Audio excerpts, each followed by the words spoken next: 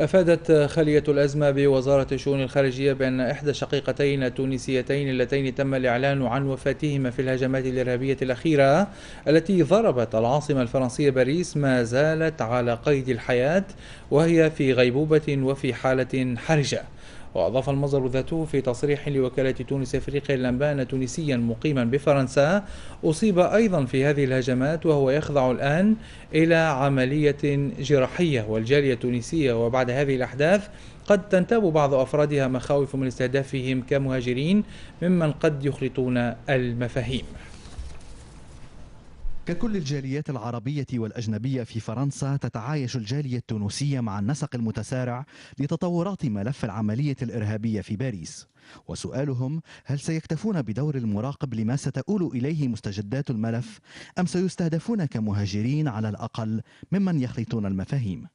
المواقف تباينت حيال هذه المسألة، لكن الإجماع قائم حول إدانة ظاهرة الإرهاب العابرة للحدود. كمواطنين عايشين لهنا معناها لي زيترونجي بصراحه كلنا نحن اثر فينا ياسر الحكايه هذه، اخص باش تاثر على الجاليه العربيه والامه الاسلاميه بصفه عامه، وخاصه احنا المهاجرين، احنا هو اللي باقيين نخلصوا كاش. مش العرب الكل عندهم معناتها الطبع ذي معناتها التطرف والارهاب،